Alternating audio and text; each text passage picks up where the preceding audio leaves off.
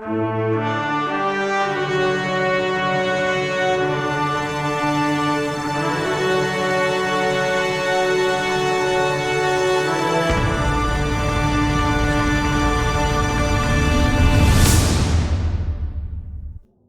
Program இருக்குது.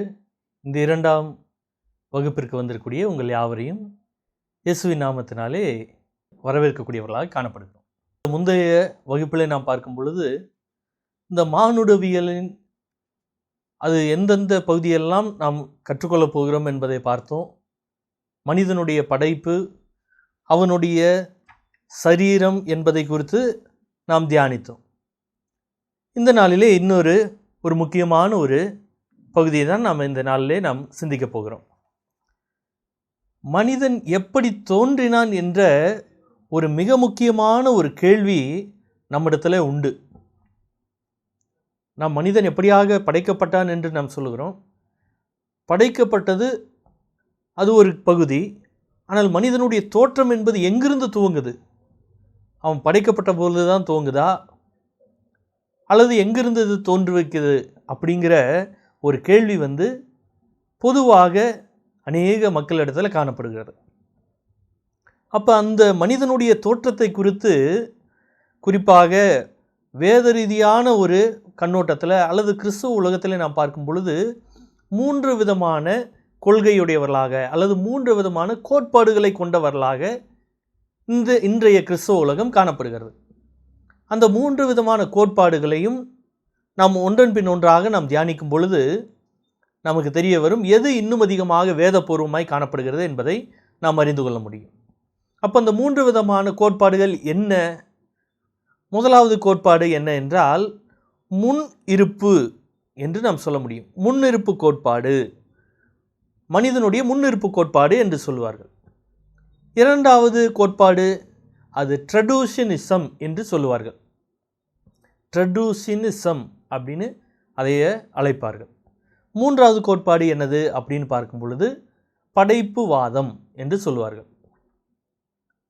இந்த 3 விதமான சிந்தனையின் அடிப்படையில் தான், கோட்பாடுகளின் அடிப்படையில் தான் இந்த நாட்களிலே இருக்கக்கூடியதான கிறிஸ்தவ உலகமே அது இயங்கிக் கொண்டிருக்கிறது.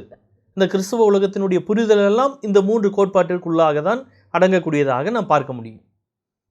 அப்போ இந்த 3 கோட்பாடுகளும் மானுடவியலை நாம் தியானிக்கும் பொழுது, மனிதனை குறித்து நாம் சிந்திக்கும் பொழுது இந்த கோட்பாடுகளை தவிர்த்து விட்டு நாம் மனிதனுடைய தோற்றத்தை குறித்து, அவனுடைய தோற்றம் என்று சொல்லும் பொழுது வெளிப்பிரகாரமான தோற்றத்தை குறித்து சொல்லவில்லை, மாறாக எதை சொல்ல வரேன்னா அவன் எப்படி தோன்றினான் அந்த தோற்றத்தை தான் குறிக்கும். அந்த தோற்றமானது எங்கே ஆரம்பிக்கிறது என்பதை குறித்து தான் இந்த 3 கோட்பாடுகளும் சொல்லக்கூடியதாக இருக்குது. அப்போ முதலாவது கோட்பாடாக என்ன நாம் சிந்திக்க போகிறோம் அப்படின்னதுன்னா முன்னிறுத்தல் கோட்பாடு. முன்னிறுத்தல் கோட்பாடுன்னா அது என்னது அப்படின்னு பார்க்கும் பொழுது, இந்த முன்னிறுத்தல் கோட்பாடு என்பது படைப்புக்கு முன்னதாகவே தேவன் மனிதனுடைய அரூபமான ஒரு பகுதி, அதாவது கண்களால் நாம் காணக்கூடாத ஒரு பகுதி, ஆவி ஆத்மா என்று சொல்லுவோம், அந்த ஒரு பகுதி இந்த பூமியில் மனிதன் படைக்கப்படுவதற்கு முன்பதாகவே அது இருந்தது என்று சொல்லுகிறார். இந்த உலகத்திலே மனிதன் தோன்றுவதற்கு முன்னதாகவே அவனுடைய ஆவி ஆத்மாவானது ஏற்கனவே அது படைக்கப்பட்டாயிற்று.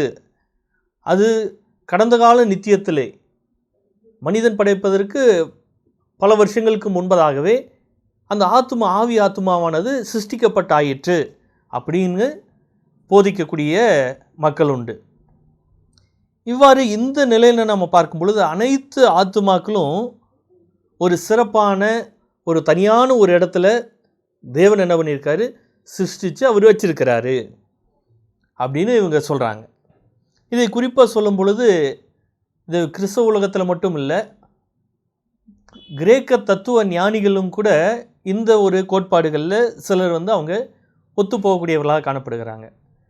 குறிப்பாக இந்த ஒரு முன்னிறுத்தல் கோட்பாடுங்கிறத பிளாட்டோ என்ற கிரேக்க தத்துவ ஞானி தான் இந்த ஒரு கோட்பாட்டை அவர் தோற்றுவித்தார். பிளாட்டோ தான் இந்த ஒரு கோட்பாடை அவர் நிறுவுறார்.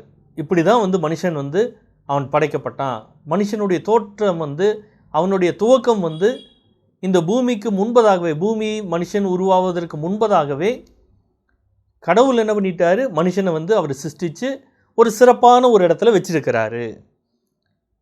அப்போ அது எப்படி அவர் சொல்கிறாரு அப்படின்னு அவர் பார்க்கும்போது, மனுஷர்களுக்கு பொதுவாக வந்து சில சம்பவங்கள் நடக்கும்போது என்ன நினைப்போம் நம்ம, இது ஏற்கனவே நடந்தது போல் எனக்கு ஒரு நினைவு இருக்குது அப்படின்னு அவன் சொல்லுவோம்.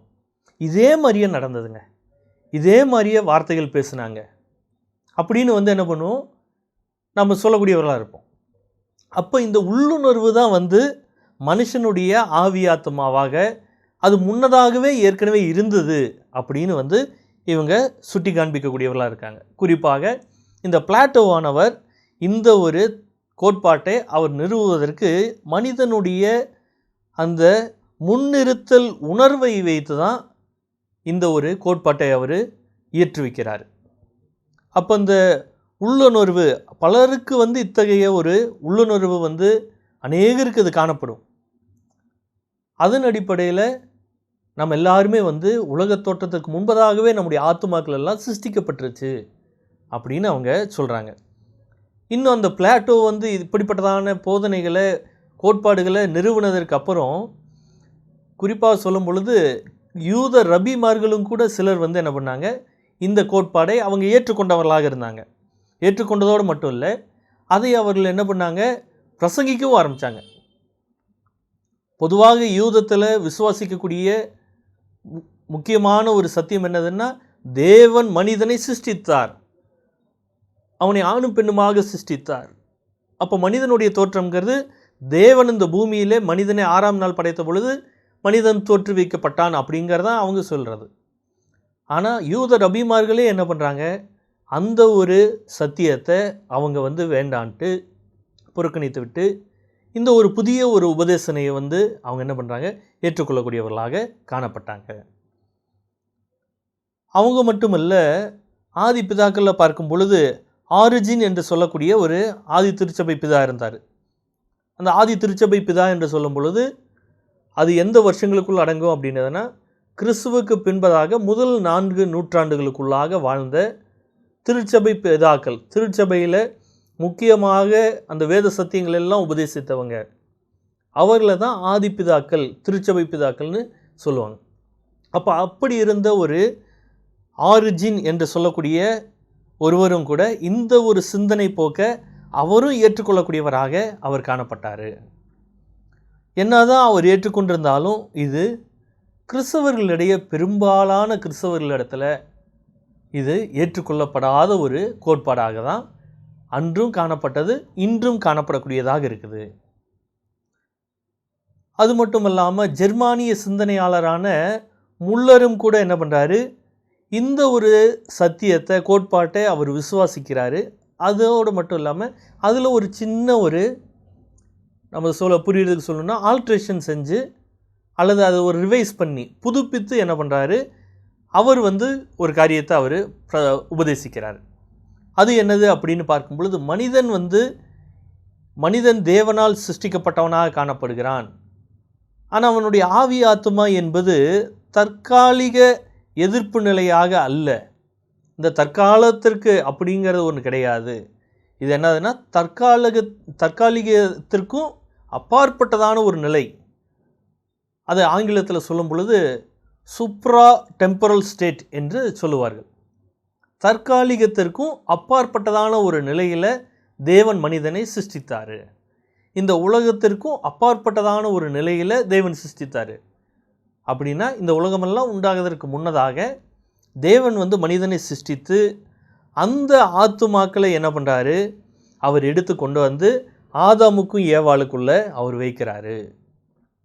அப்போ மனிதன் பாவம் செய்வதற்கு காரணமே அவனுடைய இந்த சரீரம் கிடையாது. படைக்கப்பட்ட போது அவனுடைய இருந்த அந்த சரீரம் கிடையாது. அவனுக்குள்ளாக வைக்கப்பட்டதான இந்த ஆவி ஆத்மா, அதுதான் வந்து மனிதன் வந்து பாவம் செய்வதற்கான முக்கியமான காரணமாக காணப்படுது, காரணியாக அது காணப்படுது. அப்போ இப்படிப்பட்டதான ஒரு கோட்பாடாக தான் இந்த முன்னிறுத்தல் கோட்பாடு காணப்படுது. உலகத்தில் ரொம்ப பிரசித்தமாக தெரிஞ்ச ஒரு சிந்தனையாளர் யாருன்னா இம்மானுவேல் கென்ட்னு சொல்லக்கூடிய ஒரு சிந்தனையாளர். அவரும் கூட இந்த ஒரு சிந்தனையை, இந்த ஒரு கோட்பாட்டை அவர் ஏற்றுக்கொள்கிறாரு. பாவம்ங்கிறது மனிதன் படைக்கப்படுவதற்கு முன்பே அது நித்தியத்திலேயே காணப்பட்டது அப்படின்னு அவங்க போதிக்கக்கூடியவர்களாக இருக்கிறாரு. மனிதன் இந்த பூமியில் சிருஷ்டிக்கப்படுவதற்கு முன்னதாகவே அவனுடைய ஆவி ஆத்மாவானது கடந்த கால நித்தியத்தில் அது சிருஷ்டிக்கப்பட்டது. அந்த கடந்த கால நித்தியத்தில் இருந்த அந்த ஆவி ஆத்மா தான் அது பாவம் செய்ததாக இருக்கிறது. அப்போ அதனால தான் மனிதனுக்கு என்னது, அவனுடைய நிலையானது ஒரு நித்திய இருப்பாக இருப்பதாக அவர் நம்பக்கூடியவராக இருக்கார். கடந்த கால நித்தியத்தில் மனுஷனுடைய இருத்தல்ங்கிறது அங்கே இருந்ததுன்னு அவர் விசுவாசிக்கிறார். அப்படியாக அவர் நம்புறதோடு மட்டும் இல்லாமல் அதை அவர் பிரசங்கிக்கவும் செய்தார். இம்மானுவேல் கென்ட்னு சொல்லக்கூடிய அந்த ஒரு சிந்தனையாளர். அப்போ இந்த முன்னிறுத்தல் கோட்பாடை கொண்டவர்கள் என்ன சொல்கிறாங்க அப்படின்னு பார்க்கும் பொழுது, மனிதனிடமிருந்து உடல் பெற்றோரிடமிருந்து பிள்ளைகளுக்கு கொடுக்கப்படுகிறது. உடல் சரீரம் மட்டும்தான் பெற்றோர்களிடத்திலிருந்து பிள்ளைகளுக்கு வருது. ஆனால் ஆத்துமா, ஆவி ஆத்துமா அதெல்லாம் அவனுக்குள்ளே கிடையாது. அது தேவன் பாவ இயல்பை கொண்டவனாக மனிதன் காணப்படுகிறான். அந்த ஆத்மாவை காணப்படுது. எனவே அந்த ஆவி ஆத்துமா இந்த சரீரத்தில் செலுத்தப்படும் பொழுது தான் மனிதன் பாவியாக மாறுகிறான். அது வரைக்கும் பாவியாக இல்லை அப்படின்னு அவங்க போதிக்கக்கூடியவர்களாக இருக்கிறாங்க. ஆத்துமாவினுடைய முன்னிருப்பு கோட்பாடின்படி பார்க்கும் பொழுது மனித உடல் மட்டுமே இந்த மனித இனத்திற்கு அது சொந்தமானது.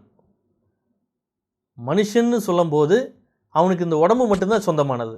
உள்ளே இருக்கக்கூடிய ஆவி ஆத்மா அவனுக்கு சொந்தமானது கிடையாது. அது ஒரு பொதுவான மனித இனத்தின் ஒரு பகுதியாக தான் காணப்படுது இந்த சரீரம்ங்கிறது. ஆனால் ஒவ்வொரு நபருடைய ஆவி ஆத்மாவும் அது மற்றவர்களுடைய ஆவி ஆத்மாவிலிருந்து வித்தியாசப்பட்டதாக இருக்குது. ஒரே போல் எல்லாருடைய ஆவி ஆத்மாவும் கிடையாது.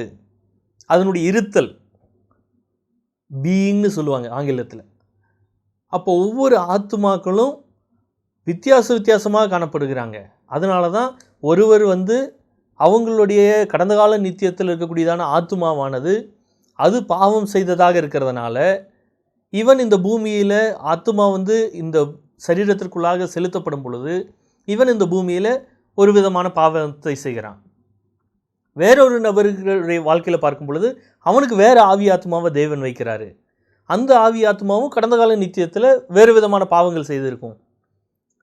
அப்போ அந்த ஆவி ஆத்மாவை கொண்டாந்து மனுஷனுக்குள்ளாக வைக்கும் பொழுது இவன் வேறு விதமான பாவங்களை செய்கிறான்.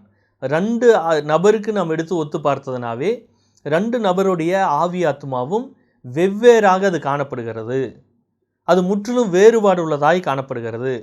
அந்த 2 பேர்த்துடைய ஆவி ஆத்மாவும் கம்ப்ளீட்டாக ஒன்றுக்கு ஒன்று சமமானதாக அல்ல. அதே மாதிரி ரெண்டுமே அது தனித்துவம் உள்ளதாக, சுயாதீனம் உள்ளதாய் காணப்படுகிறது. என்னுடைய ஆவி ஆத்மா வேறு, உங்களுடைய ஆவி ஆத்மா வேறு.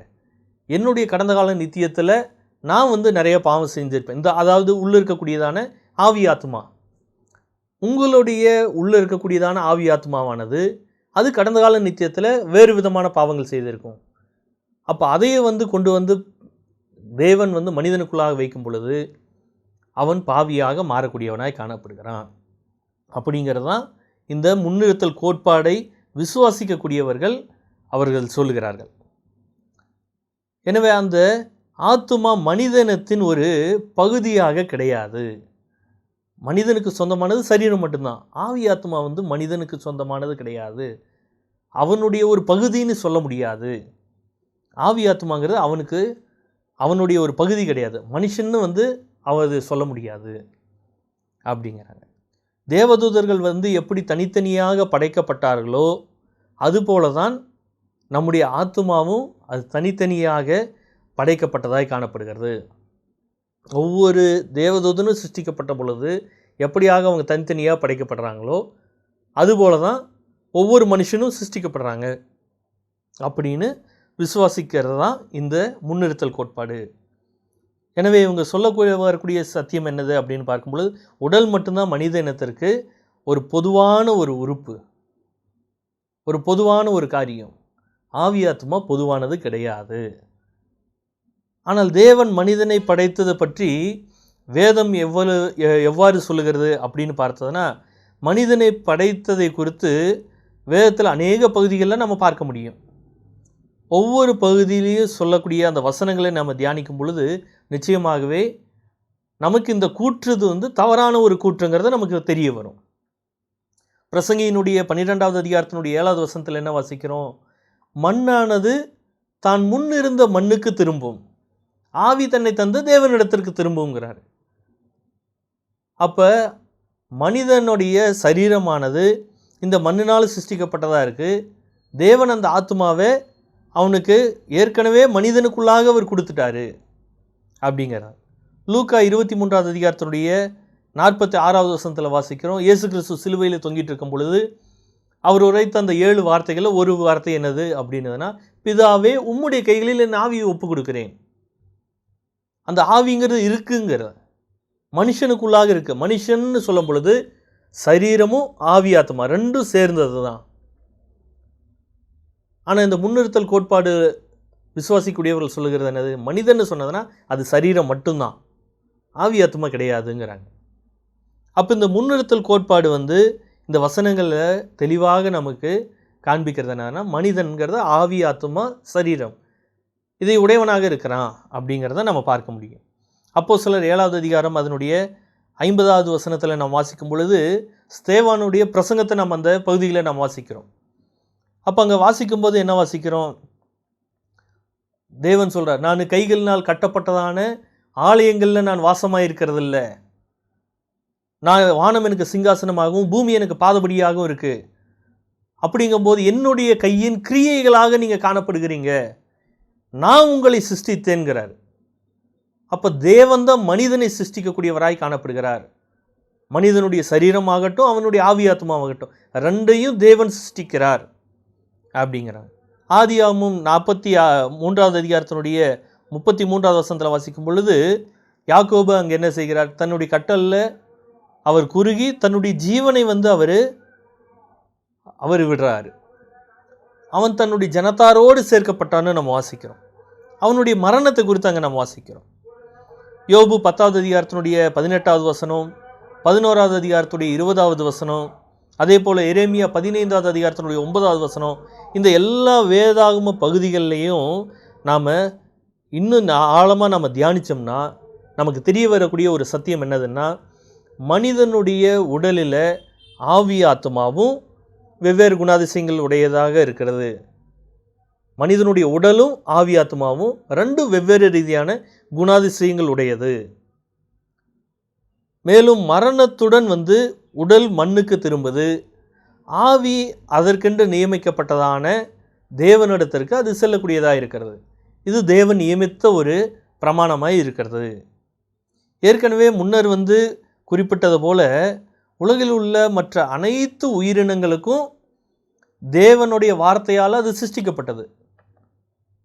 மனிதன் மட்டும்தான் தேவன் அவரே சிருஷ்டிக்கிறார், அவரே உருவாக்குகிறார். மற்றது எல்லாவற்றையும் வார்த்தையால் அவர் சிருஷ்டிக்கிறாரு. ஆனால் மனிதனை மட்டும் தேவன் என்ன பண்ணுறாரு? அவர் தன்னுடைய கைகளினால் அவனை உருவாக்குகிறார். அதை நாம் வாசிக்கும் பொழுது ஒவ்வொரு மிருகங்களையும் அல்லது மற்ற உலகத்தில் இருக்கக்கூடியதான படைப்புகள் எல்லாம் பார்க்கும் பொழுது நாம் வாசிக்கிறோம், ஒவ்வொன்றும் அதன் ஜாதியாக அது உண்டாக்கப்பட்டது, ஜாதி ஜாதியாக உண்டாக்கப்பட்டது, அதாவது வகை வகையாக உண்டாக்கப்பட்டதுன்னு நம்ம வாசிக்கிறோம். அவை எல்லாமே வார்த்தையினால் சிருஷ்டிக்கப்பட்ட ஒன்றாய் நம்ம பார்க்க முடியும். அவன் தனது சொந்த சாயலில் தேவன் அவருடைய ரூபத்தின்படியாக படைத்தார். மனிதனை மட்டுமே தேவன் என்ன பண்ணுறாரு? அவருடைய ரூபத்தின்படியாகவும் அவருடைய சாயலின்படியாகவும் அவர் சிருஷ்டிக்கிறார். மற்ற எல்லா காரியங்களையும் தேவன் என்ன பண்ணுறாரு? வெறும் வார்த்தையினாலே அவர் சிருஷ்டிக்கிறார். அந்த மனிதனை தேவன் சிருஷ்டித்து அவனுடைய நாசியிலே தேவன் அவர் ஊதக்கூடியவராக இருக்கிறார். அவர் ஊதின உடனே என்ன ஆகுது? அவனுடைய நாசியில் ஊதின பொழுது அவன் ஜீவ ஆத்மாவானான். முந்தைய கிளாஸில் நம்ம பார்த்தோம், ஜீவ ஆத்மாவானான், நெஃபேஸ் ஹயாவாக மனிதன் மாறுகிறான். அப்படியாக இருக்கும் பொழுது இந்த மனித ஆத்துமாவும் படைப்புக்கு முன்னிருந்தே அது இருக்கக்கூடியதாக இருக்குது என்கிற கோட்பாடு அது வெறும் மனிதனுடைய சிந்தனை தான். தேவன் மனிதனை படைக்கும் பொழுதே தெளிவாக அங்கே சொல்லிட்டார். மனிதனை தேவன் சிருஷ்டிக்கிறாரு, பூமியின் மண்ணிலிருந்து சிருஷ்டிக்கிறாரு. சிருஷ்டிக்கப்பட்ட மனிதனுடைய வாழ்க்கையில் தேவன் என்ன பண்ணுறாரு, அவர் தன்னுடைய சுவாசத்தை ஊதுகிறார். அப்போ தன்னுடைய சுவாசத்தை ஊதின உடனே மனிதன் தேவனுடைய சாயலிலே தேவனுடைய ரூபத்தின்படியாக அவன் இந்த பூமியிலே ஜீவாத்மாவாக நெஃபெஸ்ஹயாவாக அவன் மாறக்கூடியவனாக இருக்கிறான். எனவே இந்த ஒரு முன்னிறுத்தல் கோட்பாடு என்பது வேதத்திற்கு அது புறம்பானதாக இருக்கிறது. அந்த ஒரு கோட்பாட்டை ஆதரிக்கக்கூடியதான எந்த ஒரு காரியங்களும் வேதத்தில் கிடையாது அப்படிங்கிறத முதலாவது நம்ம புரிந்து கொள்ளணும். இது படைப்பை குறித்து அல்லது மனிதனுடைய தோற்றத்தை குறித்ததான முதலாவது கோட்பாடு. 3 கோட்பாடுகள் சொன்னேன். அதில் முதலாவது கோட்பாடு முன்னிறுத்தல் கோட்பாடு என்பது. இரண்டாவது கோட்பாடு என்னது? ட்ரெடிஷனிசம்.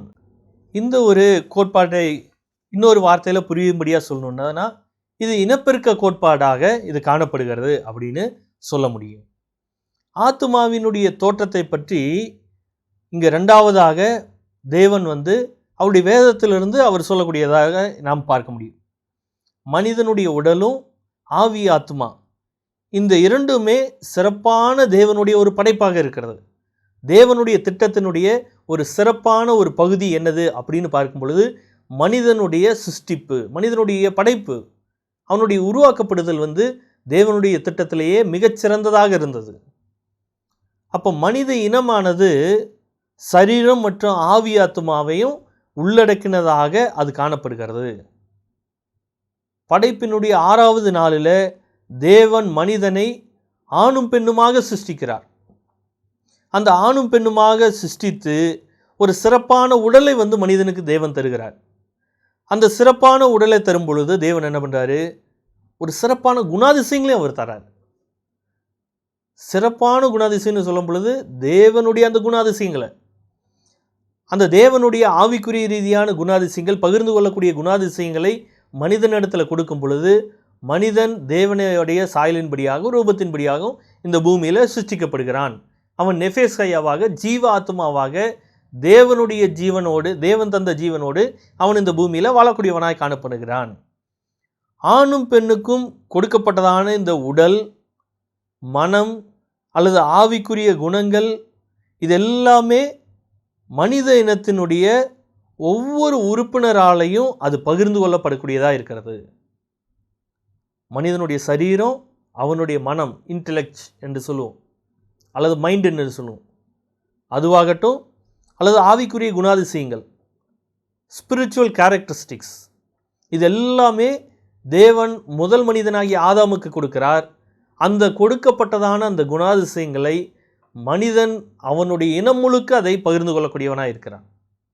தலைமுறை தலைமுறையாக இது தொன்று தொட்டு வரக்கூடியதாக, ஆதாமிலிருந்து அவனுடைய பிள்ளைகளுக்கு, அவனுடைய பிள்ளைகளிலிருந்து ஒவ்வொருவருக்கும், இப்படி தலைமுறை தலைமுறையாக தேவனுடைய குணாதிசயங்களையும் தேவனுடைய சிந்தனை போல உள்ள சக்திகள், அறிவு கூர்மை, இவை எல்லாவற்றையும் தேவன் அவர் சிருஷ்டிக்கிறார்.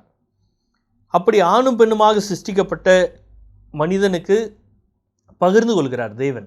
அதை மனிதனும் தன்னுடைய இனத்திற்கு அவன் பகிர்ந்து கொள்ளக்கூடியவனாய் நாம் பார்க்க முடியும்.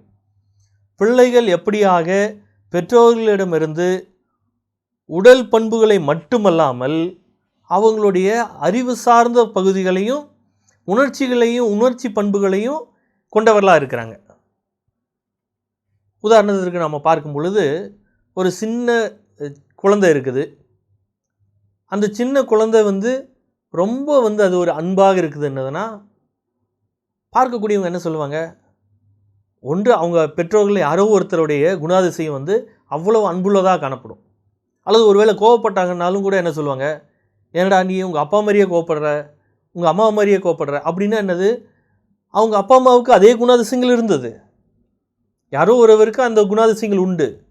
அப்போ உடல் பண்புகளை மட்டும் அடுத்தடுத்த தலைமுறைகளுக்கு கடத்தப்படவில்லை, அதோடு கூட உடல் பண்புகளோடு கூட கண்ணுக்கு புலப்படாத பகுதிகளாக இருக்கக்கூடியதான ஆவி ஆத்துமா, அந்த ஆவி ஆத்துமாவினுடைய அறிவு சார்ந்த பகுதிகள், அந்த ஆவி ஆத்துமாவினுடைய உணர்வு ரீதியான பகுதிகள், பண்புகள், அவைகளையும் மனிதன் தலைமுறையாக அடுத்தடுத்துள்ள சந்ததிகளுக்கு கடத்தக்கூடியவனாய் காணப்படுகிறான். அனைத்து முக்கியமான இறையியல் தத்துவ இறையியல் கோட்பாடுகளை கொண்ட அறிஞர்கள் எல்லாம் ஏற்றுக்கொள்ளக்கூடிய ஒரு சத்தியமாக இந்த ஒரு ட்ரெடியூஷனிசம் என்ற இந்த ஒரு சத்தியம் காணப்படுகிறது. இனப்பெருக்க கோட்பாடு, இதை அநேகர் ஏற்றுக்கொள்ளுகிறார்கள். இன்னும் சில பிரபலமான மக்கள் சிலர் ஏற்றுக்கொள்ளாதவர்களாகவும் காணப்படுறாங்க. ஏற்றுக்கொள்ளக்கூடியவர்கள் பலர் இருந்தாலும் சில மக்கள் இதை ஏற்றுக்கொள்வது கிடையாது. அந்த 3 கோட்பாடுகளிலே மற்ற 2 கோட்பாடுகளோடு கூட அவங்க உடன்பட்டவர்களாக அவங்க காணப்படுறாங்க. குறிப்பாக பார்க்கும் பொழுது ஆதி திருச்சபை பிதாக்கள், நான் ஏற்கனவே சொன்னேன், அந்த முதல் 4 நூற்றாண்டுகளில் வாழ்ந்த அந்த ஆதி திருச்சபை பிதாக்களில் டெர்ட்டூலியன்னு சொல்லக்கூடியதான ஒரு தேவ மனிதர் இருந்தார். சபை வரலாற்றை குறித்து நாம் வாசிக்கும் பொழுது இந்த நபர்களை குறித்தெல்லாம் நம்ம சிந்திப்போம். அது அடுத்தடுத்த பாடங்களில் உங்களுக்கு அது கற்பிக்கப்படும். அப்போ டெர்ட்டூலியன் என்ற ஒரு சபை பிதா இருந்தார். செயின்ட் அகஸ்டின்னு சொல்லக்கூடியதான ஒரு தேவனுடைய தாசன் இருந்தார். அதே போல் அப்பலினேரியஸ் என்று சொல்லக்கூடியதான ஒரு தேவ மனுஷன் இருந்தார், ஆதி திருச்சபை பிதா. நைசா என்ற ஒரு பகுதியை சேர்ந்ததான கிரிகோரி என்று சொல்லக்கூடியதான ஒரு ஆதி திருச்சபை பிதாக்கள் இருந்தாங்க. இவங்க எல்லாருமே இந்த ஒரு இனப்பெருக்க கோட்பாட்டை ஏற்றுக்கொண்டவர்களாக இருக்காங்க. ட்ரெடியூஷனிசம் என்று சொல்லக்கூடியதான இந்த இனப்பெருக்க கோட்பாடை அவர்கள் ஏற்றுக்கொண்டவர்களாக காணப்படுகிறார்கள். ஏன் இவங்கெல்லாம் ஏற்றுக்கொள்ளக்கூடியவர்களாக காணப்படுறாங்கிறத நாம் இங்கே வாசிக்கிறோன்னா, இவங்க எல்லாரும் தான் அந்த ஆதி திருச்சபையில் வேதத்தினுடைய உபதேசங்களை அவங்க சரியாக தேவனுடைய ஆவியானவருடைய கட்டுப்பாட்டிற்குள்ளாக இருந்து வேதத்தினுடைய உபதேசம் இதுதான், இது தவறான உபதேசங்கிறத இவங்க சரியாக வகுத்து வைச்சாங்க. அப்போ இந்த நபர்களெல்லாம் மிகவும் முக்கியமானவர்கள். திருச்சபை வரலாற்றில் நம்ம படிக்கும்போது இவங்களை நம்ம ஒதுக்கி வச்சுட்டு நம்ம படிக்க முடியாது. அப்படிப்பட்டதான மிக முக்கியமான ஒரு காரியங்கள் எல்லாம் செய்தவர்களாக தான் இந்த மக்கள் காணப்படுகிறாங்க. நியாண்டர்னு சொல்லக்கூடியதான ஒருவர் டெர்ட்டூலியன் சொன்னதான இந்த இனப்பெருக்க கோட்பாட்டை அவர் விளக்கக்கூடியவராக இருக்கிறாரு. இந்த ட்ரெடியூஷனிசம் என்று சொல்லக்கூடியதான இந்த இனப்பெருக்க கோட்பாட்டை முதலாவது சபை பிதாக்களில் இதை போதித்தவர் யாருன்னு பார்க்கும் பொழுது டெர்ட்டூலியன்னு சொல்லக்கூடிய தேவ மனுஷன். அந்த ஆதி திருச்சபை பிதா தான் இந்த ஒரு உபதேசத்தை அவர் நிறுவுகிறார், இந்த ஒரு கோட்பாட்டை அவர் நிறுவுகிறார். இதன் அடிப்படையில் ஒரு பெரிய ஒரு சத்தியத்தை அவர் சபைகளுக்கு சொல்ல வருகிறார். அப்போ அதை என்ன பண்ணுறாங்க, நியாண்டர்னு சொல்லக்கூடியவரும் கூட என்ன பண்ணுறாரு, அதை அவர் இன்னும் அவர் விளக்கக்கூடியவராக காணப்படுறாரு. அவர் எப்படியாக விளக்குறாரு அப்படின்னு பார்க்கும் பொழுது, நாம் எல்லாருமே நமது முதல் பெற்றோர் இந்த உலகில் உள்ள அனைத்து மக்களுடைய ஒரு வளர்ச்சியடையாத ஒரு விந்தணுக்களை கொண்டவர்களாக அவங்க சுமந்து வந்தாங்க. ஆதாம் அவருடைய அறையினுள்ளாக, அவருடைய இடுப்பில், அவருடைய மடியில் நம்ம எல்லாரையும் சுமந்தவராக இருந்தார். நம்ம எல்லாரையும் சுமந்தவராக இருந்தாருன்னு சொல்லும் பொழுது மனிதனுடைய ஆவி, சரீரம், ஆத்மா, இந்த ஆவி ஆத்மா சரீரம், இந்த காரியத்தை ஆதாம் அவர் தனக்குள்ளாக சுமந்தவராக இருந்தார். அனைத்து மனுகுலத்தினுடைய சரீரத்தையும் ஆவி ஆத்மாவையும் ஆதாம் சுமந்தவராக அவர் காணப்பட்டார். இது மனித இனத்தையும் என்ன பண்ணுது, அது காண்பிக்கக்கூடியதாக காணப்படுகிறது. மனிதனுடைய ஆத்துமாங்கிறது அனைத்து ஆத்துமாக்களுடைய ஒரு மூலத்தலையாக அது காணப்பட்டது. மனிதன் சொல்லும் பொழுது ஆதாமனுடைய அவர் தான் தலையாக அது காணப்படுறாரு. அப்போ முதல் மனிதனின் பாவமும் அதன் விளைவாக வந்த சில சிதைவுகளும் அது ஆதாமை மட்டும் பாதிக்கவில்லை, அதற்கு பின்பதாக இருக்கக்கூடியதான அனைத்து தலைமுறையினரையும் அது பாதிக்கக்கூடியதாக இருக்குது. மனித இனத்தினுடைய ஆத்மா எல்லாவற்றையும் அது பாதிப்புக்குள்ளாக்குனதாக இருக்குது. அப்போ பாவ இயல்பு உடலுக்கு மட்டும் கிடையாது, ஆவி ஆத்மாவுடனும் அது காணப்படுது. அப்போ ஆவி ஆத்மாவுடனும் இனப்பெருக்கம் மூலம் இந்த பாவ இயல்பு தலைமுறையாக அது கடத்தப்படக்கூடியதாக இருக்குது. எப்படி வந்து ஒரு நல்ல குணாதிசயம் தலைமுறை தலைமுறையாக அது வந்து கடத்தப்படுதோ, அதே போல தான் பாவத்தினுடைய இயல்பும் கூட அது தலைமுறை தலைமுறையாக வருது. எப்படி வந்து முந்தைய தலைமுறையில் இருந்தவங்க பாவம் செய்தாங்களோ, அந்த பாவ உணர்வுகள் அடுத்த தலைமுறைக்கும் வருது. அந்த இயல்பு வந்து பாவ இயல்பு வந்து அடுத்த தலைமுறைகளுக்கும் அது பாதிப்புகளை ஏற்படுத்தக்கூடியதாக இருக்குது. அப்போ ஆதாம் செய்த பாவத்தினால எல்லாருக்கும் அந்த பாதிப்பு ஏற்படக்கூடியதாக இருக்குது அப்படிங்கிறத நம்ம பார்க்க முடியும். ட்ரெண்ட்னு சொல்லக்கூடிய ஒரு இடத்துல சபையினுடைய ஆலோசனை சங்கமானது கூடினது.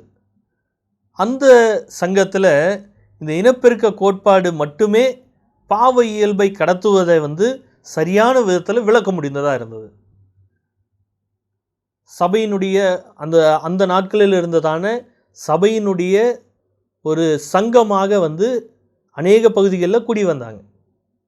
சில பிரச்சனைகள் வரும் பொழுது அந்த பிரச்சனைகளை உபதேசங்களை சரியான விதத்தில் அதை கையாளணும், வேதத்தின்படியாக அது சரியான ஒரு உபதேசமா தவறான உபதேசமா அப்படிங்கிறதெல்லாம் இப்படிப்பட்டதான ஆலோசனை சங்கத்தில் வந்து சபையினுடைய சங்கங்களில் அதை விளக்குனாங்க. அநேக சபை சங்கங்கள் கூடினது, நிசியா என்ற ஒரு பகுதியில் கூடினது, இப்படி அநேக இடத்துல வந்து கூடினது. அப்போ இதே போல் வந்து ட்ரெண்ட்னு சொல்லக்கூடியதான ஒரு பகுதியில் அந்த சங்கம் கூடினது, கவுன்சில் ஆஃப் ட்ரெண்ட்னு சொல்லுவோம். அந்த இடத்துல கூடும் பொழுது அங்கே வந்து ஒரு முடிவுக்கு வந்ததான ஒரு சத்தியமாக தான் இந்த சத்தியத்தை நம்ம பார்க்க முடியும்.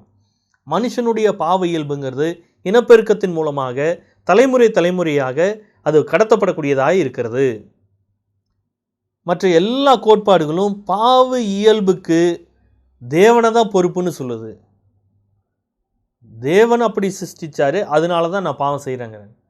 ஆனால் இந்த ஒரு கோட்பாடு மட்டும்தான் மனிதன் பாவத்தில் விழுந்து போனதுனால அந்த பாவ இயல்பு முதலாவது மனிதனாகிய ஆதாமுக்குள்ளே வந்தது.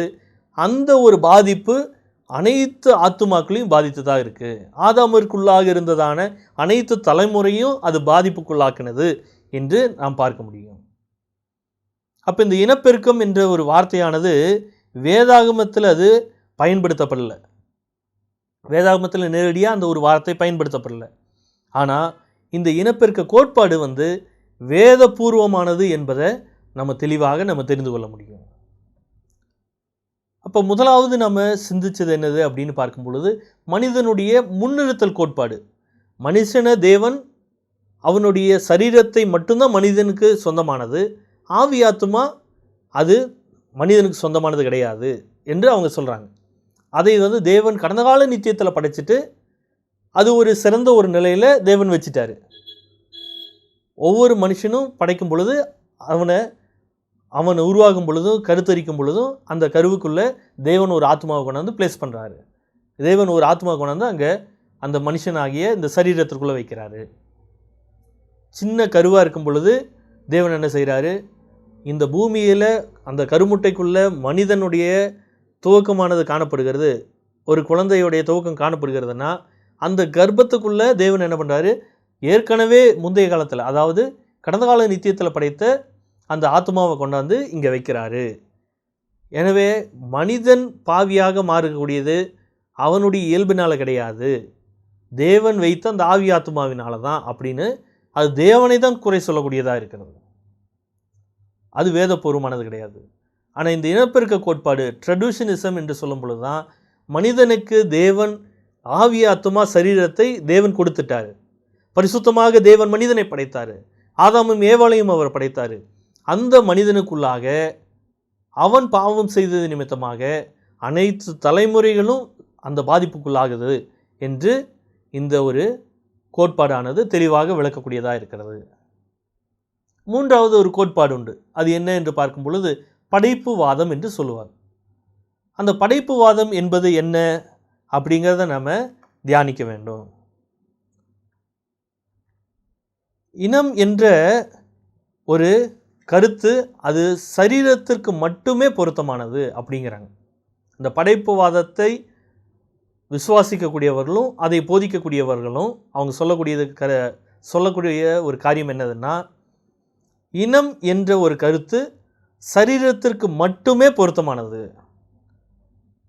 இந்த கண்ணோட்டத்தில் இந்த முன்னிருப்பு கோட்பாட்டுடன் வந்து இந்த படைப்புவாதம் அல்லது கிரியேஷனிசம் என்று சொல்லக்கூடியதான இந்த ஒரு கோட்பாட்டை நம்பக்கூடியவர்கள் அந்த முன்னிறுத்தல் கோட்பாடோடு இவர்கள் இணைந்து போகிறாங்க. இந்த ஒரு பகுதியில் படைப்புவாதத்தினர்கள் அந்த முன்னிறுத்தல் கோட்பாடோடு இந்த ஒரு பகுதியில் தான் அவங்க ஒத்து போகிறாங்க. சரீரம் மட்டும்தான் உடம்புக்கு இந்த பூமியில் மனுஷனுக்கு சொந்தமானது, இனம் மட்டும்தான் இந்த மனுஷனுக்கு சொந்தமானது, மற்றது எதுவும் மனுஷனுக்கு சொந்தமானது கிடையாது. மற்ற எல்லாமே வந்து என்னதுன்னா அது தேவனுக்கு சொந்தமானது, தேவன் தான் அதை கொடுத்தாரு. தேவன் கொடுத்தாருன்னா தேவன் தந்த ஆத்துமாவுக்குள்ளாக அந்த பாவம் இருந்தது அப்படிங்கிறதுனால அவங்க சொல்கிறாங்க. முன்னிருப்பில் நம்ம பார்க்கும் பொழுது ஆத்துமாக்களின் படைப்புங்கிறது ஏதோ ஒரு பண்டைய காலத்தில் அது தேவனால் பெருமளவில் வந்து அது சிருஷ்டிக்கப்பட்டு அது ஒரு ஸ்டோரேஜ் ஆட்டம் அங்கே வைக்கப்பட்டிருக்கு. தேவன் ஒரு இடத்துல, ஒரு சிறப்பான இடத்துல அது வச்சிருக்கிறாரு. ஒவ்வொரு சரீரத்திற்கும் தனித்தனியாக ஆத்துமாக்களை கொண்டாந்து என்ன பண்ணுறாரு, ஆண்டவர் வைக்கக்கூடியவராக இருக்கிறாரு, உருவாக்கக்கூடியவராக இருக்கிறாருங்கிறாங்க. இந்த படைப்புவாதத்தை விசுவாசிக்கூடியவர்கள் என்ன சொல்கிறாங்க, ஒவ்வொரு சரீரமும் இந்த பூமியில் உருவாகும் பொழுது தேவன் அப்பொழுது ஒரு ஆத்துமாவை சிருஷ்டித்து அவனுக்குள்ளாக வைக்கிறார். அந்த ரெண்டுத்துக்கும் நம்ம சரியாக புரிந்து கொள்ளணும். முன்னிறுத்தல் கோட்பாடுங்கிறவங்க தேவன் கடந்த கால நித்தியத்தில் ஆத்துமாக்களை படைத்து ஒரு இடத்துல ஸ்டோரேஜாட்ட வச்சுருக்கிறாரு. இங்கே பூமியில் சரீரம் உண்டாகும் பொழுது அங்கேருந்து கொண்டாந்து ஒன்று வச்சிடறாருங்கிறாங்க. இந்த படைப்புவாதத்தை நம்பக்கூடியவர்கள் என்ன சொல்கிறாங்க, இல்லை தேவன் வந்து சரீரத்தை மட்டும்தான் இந்த மனுஷனுக்கு சொந்தமானது. ஆனால் இந்த சரீரம் உண்டாகும் பொழுது அப்போ தான் வந்து அந்த கன்செப்ஷன் டைம்னு சொல்லுவாங்க, கரு தரிக்கக்கூடிய அந்த ஒரு நேரம். அப்போ தேவன் என்ன பண்ணுறாரு, ஆவி ஆத்துமாவை சிருஷ்டிக்கிறாரு. சிருஷ்டித்து அந்த ஒரு காரியத்தை மனுஷனுக்குள்ளாக அவர் வைக்கிறாருங்கிறாங்க. ஆதாமுக்கு உள்ளேயோ அல்லது வெளியேவோ ஆத்துமாக்கள் இருந்தன என்ற கருத்தை வந்து இந்த ஒரு படைப்புவாதத்தினர்கள் அவங்க மறுக்கக்கூடியவர்களாக காணப்படுறாங்க. ஆதாமிற்குள்ளாக நம்ம எல்லாரும் இருக்கிறோம் அப்படின்னு சொல்லக்கூடிய ஒரு கருத்து இல்லை அப்படின்னு சொல்லி இந்த படைப்புவாதத்தினர்கள் அவங்க மறுக்கக்கூடியவர்களாக காணப்படுறாங்க. மனித ஆத்துமாவிற்கு பெற்றோரோட எந்த தொடர்பும் இல்லை. மனித இனத்திற்கும் அவனுடைய பெற்றோருக்கும் எந்த ஒரு தொடர்பு கிடையாது. அதாவது மனித இனம்னு சொல்லும் பொழுது மனித ஆத்துமாவிற்கு சரீரம் மட்டும்தான் பெற்றோர்கிட்டருந்து வரக்கூடியதாக இருக்குது. ஆனால் ஆத்துமாங்கிறது அது வந்து பெற்றோரிடத்துலேருந்து மனுஷனுக்கு வரல.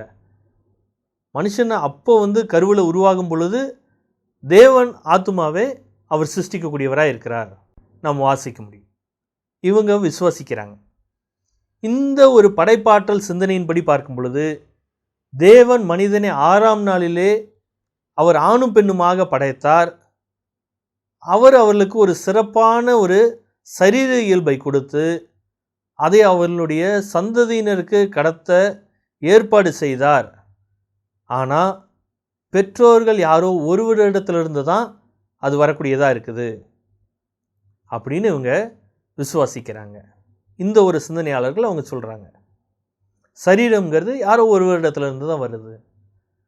ஆனால் ஆத்துமாங்கிறது அது தேவன் அப்பொழுது சிருஷ்டிக்கிறார். ஒருவருடைய சரீரம் உருவாகும் போது தான் அந்த சரீரத்திற்கான ஆத்துமா தேவன் ஒன்றுமில்லாமையிலிருந்து சிருஷ்டிக்கிறார். தேவன் மனிதனை பூமியில் உள்ள அனைத்தையும் அவர் ஒன்றுமில்லாமையிலிருந்து சிருஷ்டிக்கிறார். உண்டாக கடவுது என்றார், உண்டாயிற்று. அதை குறித்து சொல்லும் பொழுது தான் எக்ஸ் நிஹிலோ கிரியேஷன் சொல்லுவாங்க.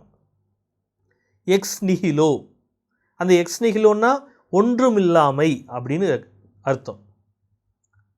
எந்த ஒரு மூலப்பொருள்களும் தேவையில்லாமல் சிருஷ்டிக்கப்பட்டது. அப்படிப்பட்டதான ஒரு சிருஷ்டிப்பாக எக்ஸ் நிஹிலோ கிரியேஷன் ஆனது, அது நடைபெற்றது. ஆனால் இன்றும் தேவன் அந்த எக்ஸ் நிஹிலோ கிரியேஷனை அவர் செய்து கொண்டிருக்கிறார் என்று இவர்கள் சொல்லுகிறார்கள். இன்றும் தேவன் அவருடைய படைப்பினுடைய வேளையில் அவர் பணியாற்றி கொண்டு தான் இருக்கிறார்னு இவர்கள் விசுவாசிக்கக்கூடியவர்களாக, அதை போதிக்கக்கூடியவர்களாக காணப்படுகிறார்கள். அரிஸ்டாட்டில் கடைபிடித்த சிந்தனையும் கூட இந்த ஒரு முறையின்படியாக தான் அரிஸ்டாட்டில் என்று சொல்லக்கூடியதான தத்துவ ஞானியும் கூட அவர் சொல்கிறார். அதுக்கு பின்னாடி அம்ப்ரோஸ், ஜெரோம், பெலேஜியஸ், மற்றும் பெல்ராமைன் என்று சொல்லக்கூடிய அநேகர் வந்து இந்த ஒரு கோட்பாட்டை ஏற்றுக்கொள்ளக்கூடியவர்களாக இருந்தாங்க. ஒவ்வொரு ஆத்மாவும் அந்த மனுஷனுடைய சரீரம் உருவாகும் பொழுது தேவன் சிருஷ்டித்து அவனுக்குள்ளாக வைக்கிறார்னு இவங்க சொல்கிறாங்க. சீர்திருத்தத்தின் சிந்தனை வந்து இது முற்றிலுமாக வந்து நிராகரித்தாங்க. சீர்திருத்தவாதிகள்னு சொல்லும் பொழுது குறிப்பாக 13ஆம் நூற்றாண்டினுடைய கடைசியிலிருந்தே அது துவங்குகிறது. குறிப்பாக 15வது நூற்றாண்டுலெல்லாம் பார்க்கும்பொழுது இந்த ரிஃபர்மேஷன் பீரியட்னு சொல்லுவாங்க. சீர்திருத்த சிந்தனை, லூத்தருடைய அந்த உபதேசங்களை ஏற்றுக்கொண்ட மக்களும் இந்த ட்ரெடியூஷனிசம் இனப்பெருக்க கொள்கையை அவர்கள் ஏற்றுக்கொண்டாங்க. அவருக்கு பின் வந்ததான சில ரிஃபார்மர்ஸ், சீர்திருத்த இறையியலாளர்கள் இந்த இனப்பெருக்க கொள்கையை அவர்களும் ஏற்றுக்கொண்டாங்க. ஆனாலும் கூட ஒட்டுமொத்தமான சீர்திருத்தவாதிகளிடத்துலையும் இந்த படைப்பு கொள்கை வந்து எல்லாருமே வந்து விசுவாசிக்கல. கொஞ்சம் மக்கள் அதையும் விசுவாசித்தாங்க. எல்லாருமே இனப்பெருக்க கொள்கையே அவங்க ஏற்றுக்கொள்ளலை.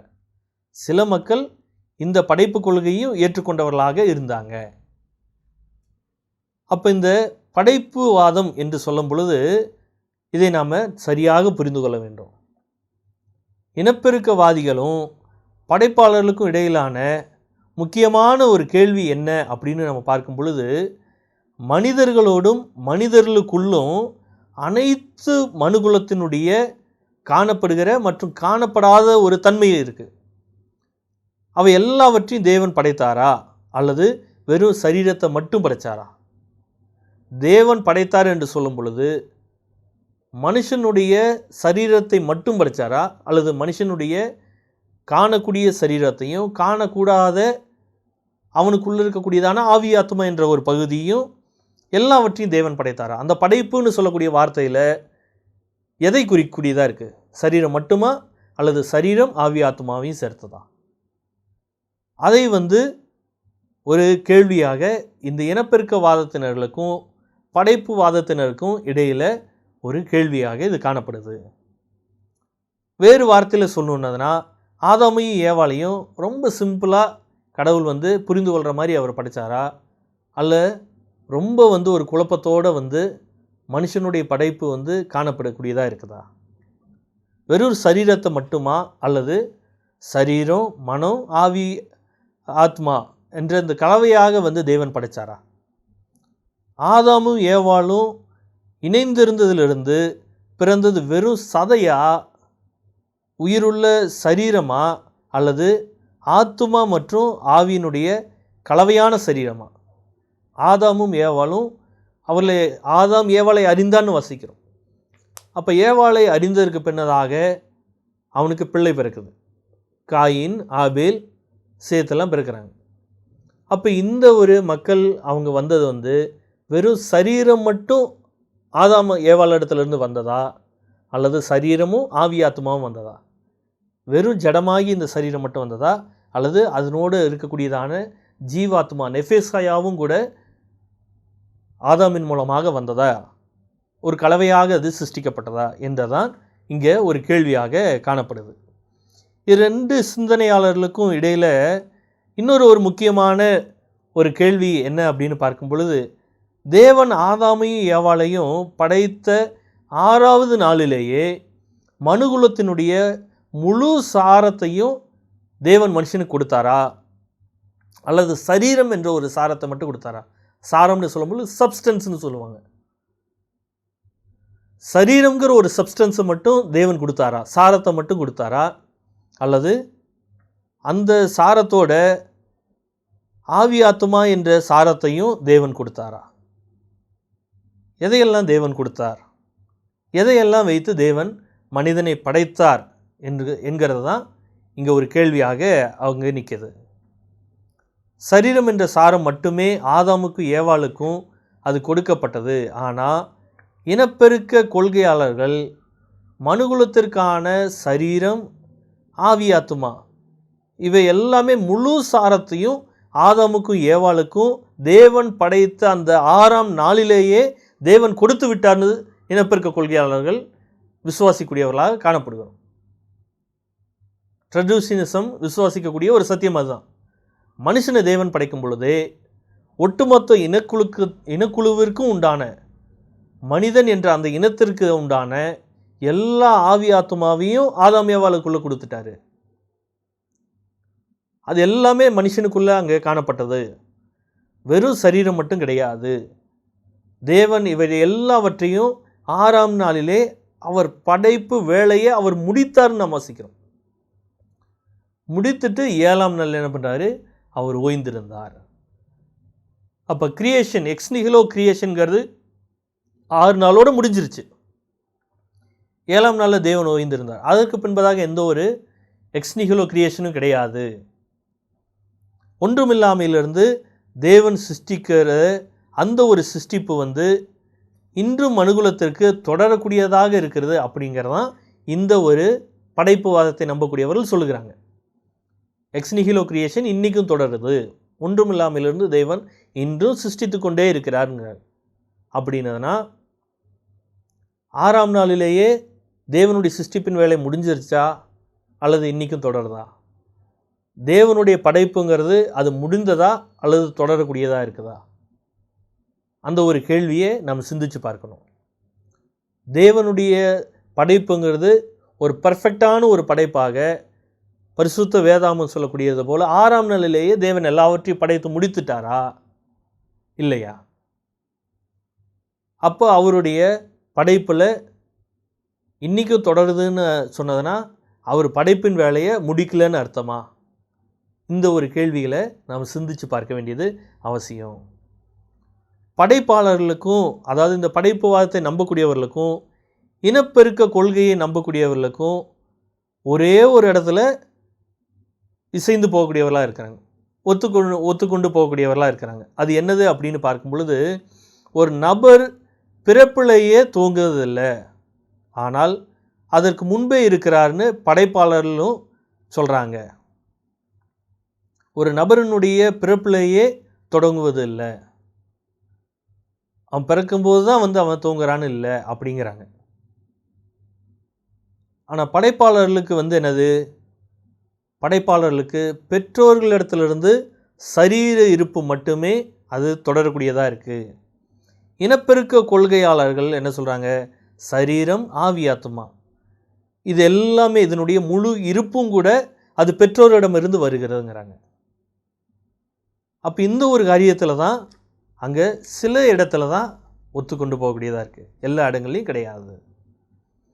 மனிதனில் பாவ இயல்பு எங்கிருந்து வருகிறது என்ற கேள்விக்கு படைப்பாளர்களுக்கும், அதாவது இந்த படைப்புவாதத்தை நம்பக்கூடியவர்களுக்கும் பரிணாமவாதிகளுக்கும் இடையில எதிரெதிர் கருத்துக்களாக அவர்களுடைய கருத்துக்கள் காணப்படுது. படைப்பாளர்களும் அதே போல் பரிணாம கொள்கை, எவல்யூஷனிஸ்ட், ஒவ்வொரு இனமாக அது உருவானது, எவல்யூஷன் ஆகிட்டே இருந்தது, பரிணாமமாக வளர்ச்சி அடைந்து கொண்டு வந்தது அப்படிங்கிறாங்க. இவங்க ரெண்டு பேர்த்துக்கும் இடையே மனிதனுடைய பாவ இயல்புங்கிறது ரெண்டு பேருடைய புரிதலுமே எதிரெதிர் துருவங்களாக காணப்படுகிறது. படைப்பாளர்களை பொறுத்த வரைக்கும் மனுகுலம் ஆதாமினுடைய பாவ இயல்பை பெறுவதில்லை. மனுஷனுக்கு பாவ இயல்புங்கிறது ஆதாமின் இடத்துலேருந்து வரல. ஏனென்றால் ஆதாமின் இடத்துலேருந்து நமக்கு சரீரம் மட்டும்தான் கிடைச்சது, ஆவி ஆத்மா கிடைக்கல அப்படின்னு அவங்க விசுவாசிக்கூடியவர்களாக இருக்கு. பாவமானது சரீரத்தில் கிடையாது, அதனுடைய ஆவி ஆத்மாவிற்குள்ளே தான் உள்ளது அப்படின்னு விசுவாசிக்கூடியவர்களாக இந்த படைப்பு வாதத்தினர்கள் காணப்படுகிறார்கள். ஆதாமிடத்திலிருந்து பெற்றோர் மூலமாக ஆவி ஆத்மா வராததுனால பாவமானது மனுகுலத்திற்கு எந்த ஒரு பங்கும் கிடையாது. ஆதாமின் இடத்துலேருந்து சரீரம் மட்டும்தான் வருது. ஆவி ஆத்மா அது தேவன் அப்பப்போ சிருஷ்டித்து அவர் உள்ளே மனுஷனுக்குள்ளாக வைக்கிறாரு. அப்படின்னதுன்னா ஆதாமினுடைய பாவத்தினால ஒட்டுமொத்த மனுகுலமும் பாவத்தில் வீழ்ந்து போனதுன்னு ஒருபோதும் அது சொல்ல முடியாது. மனுகுலத்தினுடைய பாவத்துக்கும் ஆதாமினுடைய பாவத்திற்கும் எந்த விதமான ஒரு தொடர்பும் பங்கும் இல்லை அப்படின்னு இந்த படைப்பு வார்த்தை சொல்லக்கூடியவர்கள் நம்பக்கூடியவர்களாக இருக்கிறாங்க.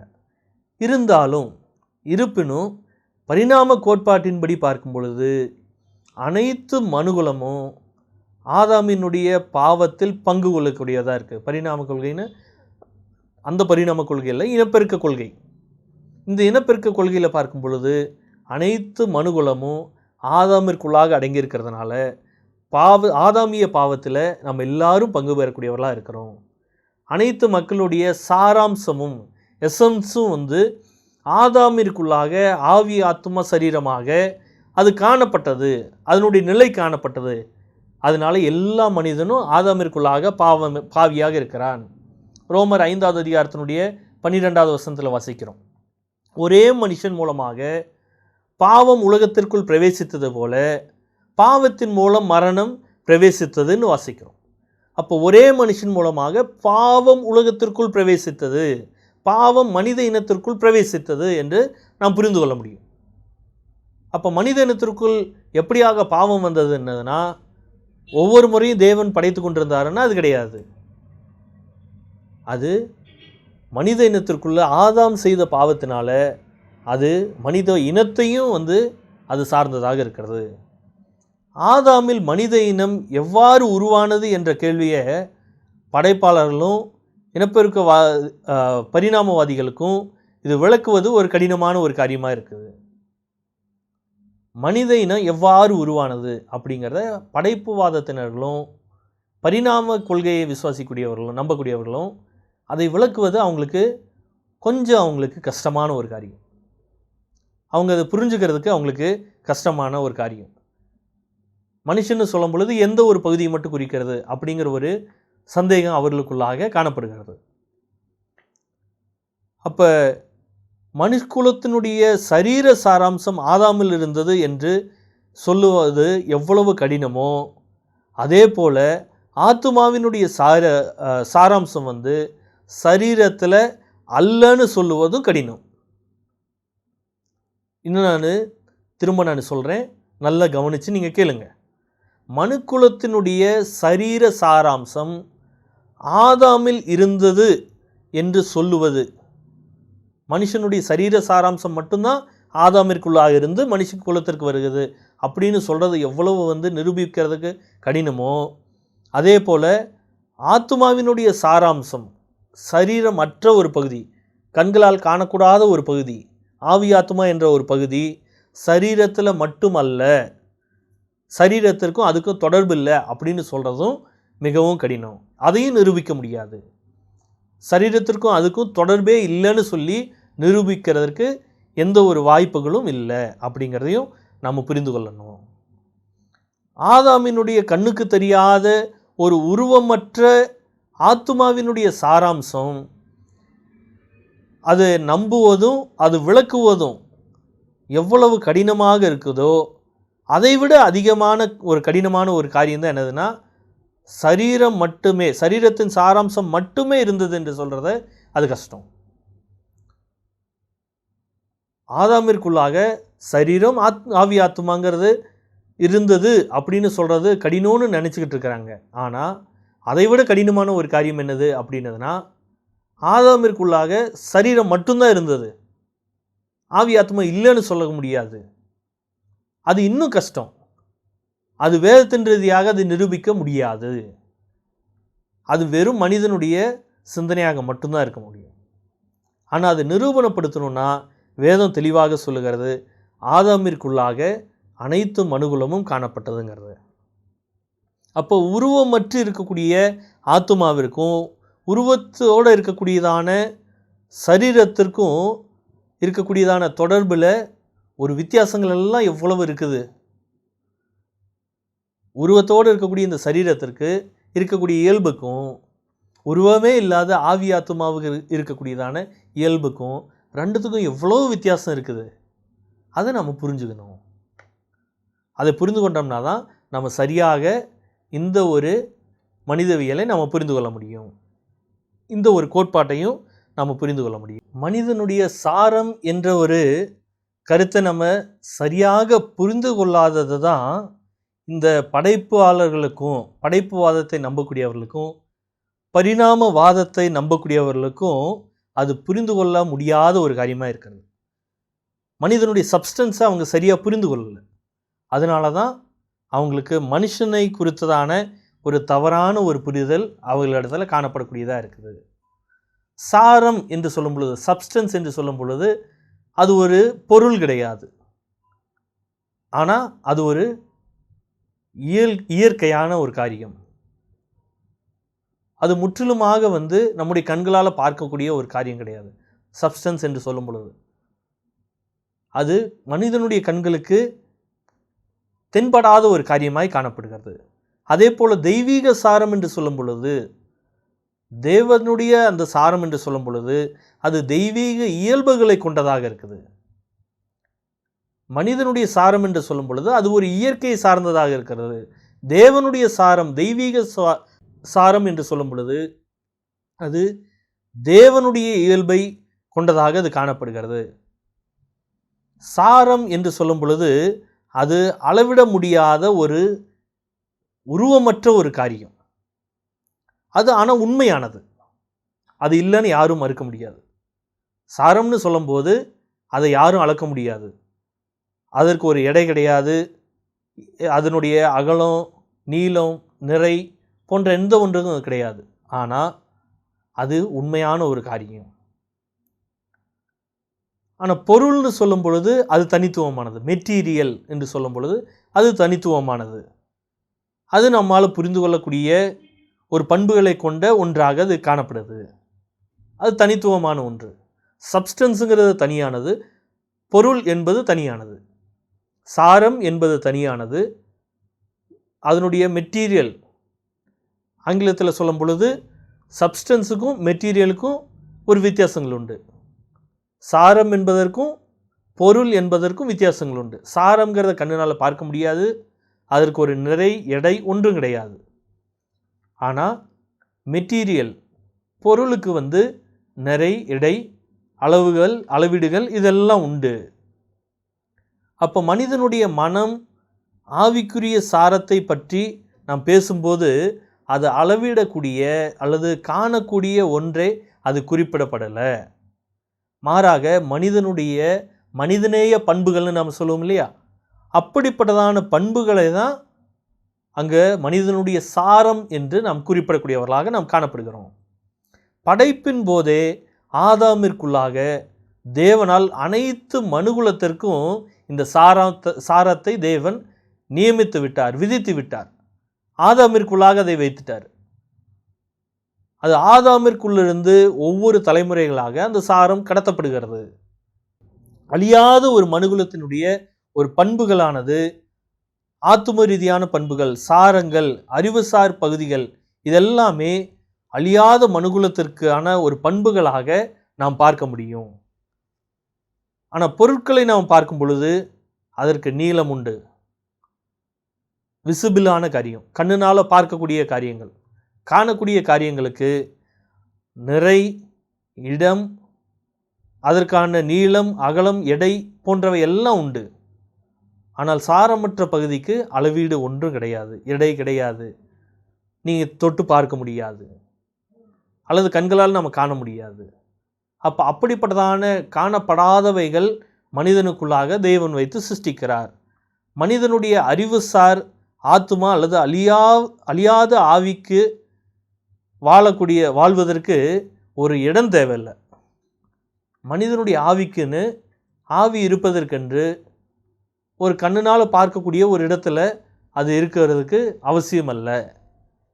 அவனுடைய ஆவி ஆத்மா தன்மை காணப்படாத பகுதிகள், அதற்கென்று ஒரு காரியங்கள் அவசியம் அல்ல. இந்த இடத்துல இருக்கணும், இப்படி தான் அது இருக்க முடியும் அப்படின்னு கிடையாது. அது மனிதனுடைய காணக்கூடாத பகுதிகளாக இருக்குது. அது எந்த ஒரு கருவிகளாலேயும் அதை நம்ம துண்டு துண்டு ஆக்க முடியாது. காணப்படாத பகுதிகள் புரியணும்னா பைசெக்ஷன்னு சொல்லுவாங்க. அறிவியலில் அந்த ஒரு வார்த்தையை சொல்லுவாங்க, பைசெக்ஷன் பண்ண முடியாது. ஒரு அணுவை எடுத்து அதை வெட்டி அதை ஆராய்ச்சி பண்ணுவாங்க, அதை வெட்டி அதை ஆராய்ச்சி பண்ணுவாங்க. இப்படி ஒரு சின்ன கண்ணுக்கு தெரியாத ஒரு மைக்ரோஸ்கோப்பில் மட்டுமே, நுண்கருவியில் மட்டுமே பார்க்கக்கூடியதான அந்த ஒரு காரியத்தை கூட என்ன பண்ணுறாங்க, பைசெக்ஷன் பண்ணுறாங்க, பிரித்து பிரித்து பார்க்குறாங்க. ஆனால் மனிதனுடைய ஆவி ஆத்மாவை இப்படி எந்த கருவிகளாலையும் நம்ம பைசெக்ஷன் பண்ண முடியாது, பிரித்து பிரித்து நம்ம பார்க்க முடியாது, வெட்டி வெட்டி நம்ம பார்க்க முடியாது. அது எந்த ஒரு மைக்ரோஸ்கோப்னாலையும் பார்க்க முடியாது. எபிரேயர் 11வது அதிகாரத்தினுடைய 3வது வசனத்தில் வாசிக்கிறோம் இப்படியாக, விசுவாசத்தினாலே நாம் உலகங்கள் தேவனுடைய வார்த்தையினால் உண்டாக்கப்பட்டது என்றும் இவ்விதமாய் காணப்படுகிறவைகள் தோன்றப்படுகிறவைகளால் உண்டாகவில்லை என்றும் அறிந்திருக்கிறோம்னு நாம் வாசிக்கிறோம்.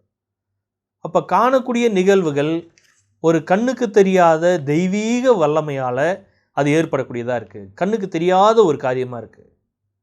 எனவே கண்ணுக்கு தெரியாத ஒரு ஆவி ஆத்துமாவினுடைய இருத்தல் என்பது காணக்கூடிய எந்த ஒரு காரணமும் அதற்கு தேவையில்லை. அதுக்கு ஒரு காரணிகள் தேவையில்லை. படைப்பின் போது ஆதாம் ஏவாளின் உள்ள அனைத்து மனுகுலத்தினுடைய சரீரம், மனம், ஆவிக்குரிய சாரம், இது எல்லாவற்றையும் தேவன் நியமித்தார் என்று நம்புவதில் நமக்கு என்ன சிரமம் உண்டு? அதில் எந்த சிரமமும் நம்ம பட வேண்டிய அவசியம் கிடையாது. ஏனென்றால் அவைகள் வாழுவதற்கு ஒரு இடமோ அல்லது பொருளோ தேவையில்லை.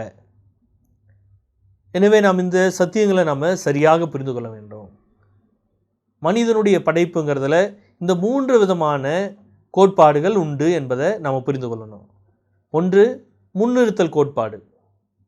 சுருக்கமாக உங்களுக்கு புரிகிற மாதிரி சொல்லணும்னா, முன்னிறுத்தல் கோட்பாடுங்கிறது மனுஷனுடைய தேவன் சிருஷ்டிக்கிறாரு. ஆனால் அவனுடைய ஆவி ஆத்துமா தன்மையை, சரீரத்தை தேவன் சிருஷ்டிக்கிறாரு. ஆவி ஆத்தும தன்மையை கடந்த கால நித்தியத்தில் தேவன் படைத்துட்டார். ஒவ்வொரு மனுஷனும் உருவாகும்போது அங்கிருந்து எடுத்து இங்கே வைக்கிறாரு. ஒரு ஸ்டோரேஜிலிருந்து அவர் எடுத்து வச்சுட்டு இருக்கிறாரு அப்படிங்கிற மாதிரி. ட்ரெடிஷனிசம், இனப்பெருக்க கோட்பாடுங்கிறது என்னதுன்னா, தேவன் ஆதாமிற்குள்ளாக அனைத்து மனுகுலத்திற்கான ஆவி ஆத்தும சரீரத்தை தேவன் சிருஷ்டிச்சிட்டாரு. அப்போ இனப்பெருக்கத்தின் மூலமாக வரும் பொழுது அவனுக்கு ஆவி ஆத்துமாவும் வரக்கூடியதாக இருக்குது, சரீரமும் வரக்கூடியதாக இருக்குது. இரண்டுமே இந்த இனப்பெருக்கத்தின் மூலமாக அடுத்தடுத்த தலைமுறைகளுக்கு கடத்தப்படுகிறதுங்கிறது. மூன்றாவதான படித்த இந்த படைப்புவாதம்னு சொல்லும் பொழுது அதனுடைய காரியம் என்ன என்று பார்க்கும் பொழுது, தேவன் மனிதனை சிருஷ்டித்துட்டார், சரீரத்தை ஆதாமிற்கு கொடுத்துட்டார். சரீரத்தை மட்டும்தான் அடுத்தடுத்த தலைமுறைகளுக்கு கடத்த முடியும், ஆனால் ஆவி ஆத்மாவை கடத்த முடியாது. அப்போ தேவன் என்ன செய்கிறாரு அப்படின்னதுன்னா, ஒவ்வொரு மனிதனுடைய இந்த பூமியில் மனிதனாக குழந்தை உருவாகும் பொழுது அந்த சமயத்தில் தேவன் உட்கார்ந்து எக்ஸ்னிகிலோ கிரியேஷனை, ஒன்றுமில்லாமையிலிருந்து திரும்பமாக அவர் உருவாக்குகிறார் அப்படிங்கிறாங்க. அப்போ இந்த ஒரு கோட்பாடும் வேதத்திற்கு புறம்பான ஒரு கோட்பாடாக இருக்கிறது. இன்னும் இந்த கோட்பாடுகளை குறித்து நாம் தெளிவாக அடுத்த கிளாஸில் நாம் பார்க்கக்கூடியவர்களாக இருப்போம். தேவனுடைய நாமம் மட்டும் ஆசீர்வதிக்கப்படுவதாக. ஆமென்.